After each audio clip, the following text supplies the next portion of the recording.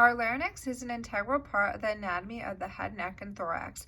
The larynx, being part of the respiratory system, aids in airway passage through your throat to your trachea on the way to your lungs. It also contains our true and false vocal folds and is essential to and for speech production. Our larynx is located above our trachea, which are these yellow rings that are rib-like structures that can also be known as our windpipe, and below our hyoid bone, which is also here in yellow. The structural framework of the larynx consists of many paired and unpaired laryngeal cartilages, associated membranes and ligaments, as well as both intrinsic and extrinsic muscles that aid in vocal fold abduction and adduction and tension relaxation of the vocal folds. As you can see in my model, here in purple is our thyroid cartilage, which is the largest laryngeal cartilage and forms most of the front and sides of the laryngeal skeleton. Whereas the cricoid cartilage down here in purple is a ring-shaped structure forming the lowest part of the laryngeal skeleton. There are two arytenoid cartilages located atop the sloping rim of the posterior quadrant lamina of the cricoid cartilage, which are here in red. The apex of each cartilage is topped with another small cone-shaped cartilage known as corniculate cartilages, which you can see in pink. So now to discuss our muscles. It should be noted that all of the muscles of the larynx are innervated by cranial nerve 10, which is our vagus nerve. And today I will be discussing the intrinsic muscles, which have their points of attachment within the skeletal framework of the larynx. The first intrinsic muscle that I will be discussing is the posterior cricoid, which is here in baby blue and originates on the posterior quadrant lamina of the cricoid and courses both superiorly and laterally to insert onto the posterior surface of the muscular process of the arytenoid.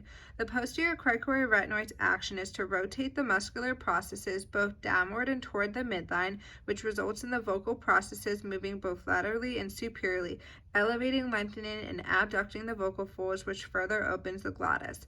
This muscle is innervated by the posterior branch of the recurrent laryngeal nerve. The next muscle here in black is the lateral cricoid, which originates on the superior surface of the lateral border of the cricoid arch and courses both posteriorly and superiorly to insert on the interior portions of the muscular process of the arytenoids. When the lateral cricoid contracts, it pulls on the muscular process, which further causes the rotation of the vocal processes toward the median line that results in vocal fold adduction, which closes the glottis. This muscle is innervated by the anterior division of the recurrent laryngeal nerve. The inner arytenoid muscles have two parts, the transverse portion, which you can see here in white, and the oblique portion here in magenta. The transverse portion is the deeper portion originating horizontally with fibers coursing from the lateral margin of one arytenoid to the lateral margin of the other. On the contrary, the oblique portion is more superficial, originating obliquely with fibers coursing from the base to the muscular process of one arytenoid to the apex of the other. The inner arytenoid's action is to pull both arytenoids together to the midline, resulting in adduction of the vocal folds. In addition, the inner arytenoids also aid in the regulation of medial compression between the vocal folds. This muscle is innervated by the anterior division of the recurrent laryngeal nerve. Next, you can see the thyroarytenoid muscles, which are here on both sides in orange. And it has two subdivisions as well, so the thyrovocalis and the thyromuscularis. The thyroarytenoid muscle originates on the inner surface of the thyroid below the notch and courses posteriorly to insert on the arytenoid cartilage from the vocal to the muscular processes. The thyrovocalis is the medial portion, so more closer to the midline, whereas the thyromuscularis is the lateral portion. When the thyroarytenoid contracts, it shortens and thickens the body of the vocal folds, but loosens the cover.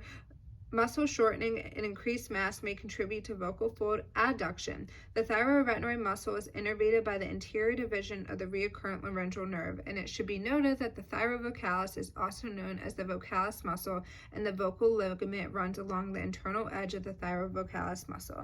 Lastly, up here in the front, you can see the cricothyroid muscle, which originates at the cricoid arch and inserts on the inferior border of the lamina inferior cornu of the thyroid.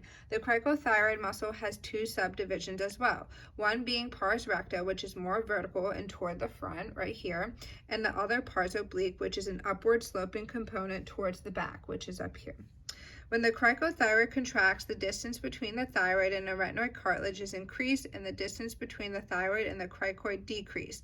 The changes in distance result in the thyroid being pulled anteriorly, which lengthens and thins the vocal folds and increases longitudinal tension and pitch. The cricothyroid muscle is innervated by the external branch of the superior laryngeal nerve.